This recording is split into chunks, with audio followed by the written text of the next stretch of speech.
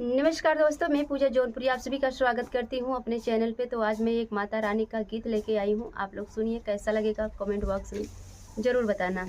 चारों को नायारी हो, आनियारी हो, दियना कौन को नवारी।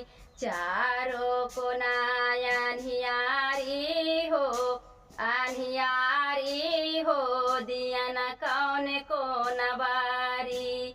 जावने कोठारिया में बैठे देवी मैया, आसन लगावे बड़ी भारी हो, बड़ी भारी हो, दियना कौन को नवारी।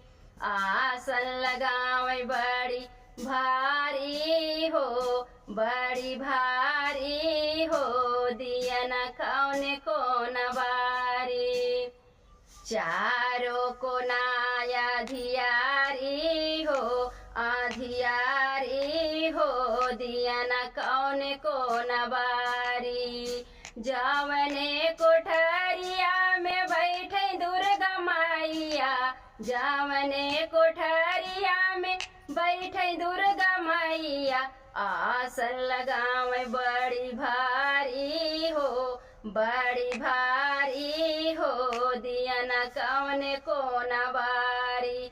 आसन लगावे बड़ी भारी हो, बड़ी भारी हो, दियना कौन को नवारी। आसन लगावे बड़ी भारी हो, बड़ी भारी हो, दियना कौन को नवारी। चारों को नायानियारी हो, आनियारी हो, दियना कौन को नवारी।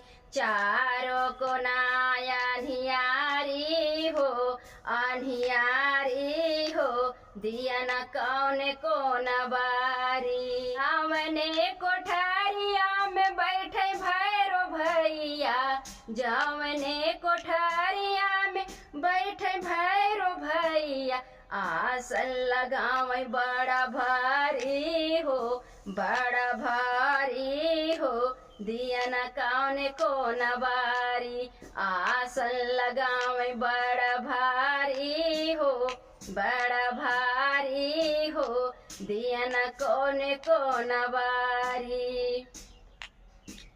चारों को नाया धियारी हो, आधियारी हो, दियना कौन को नवारी। चारों को नाया धियारी हो, आधियारी हो, दियना कौन को नवारी। तो गाइस, मेरा देवी माँ का पचरा कैसा लगा आप लोग कमेंट बॉक्स में जरूर बताना। मिलते हैं किसी नेक्स्ट वीडियो में, तब तक के लिए बाय बाय।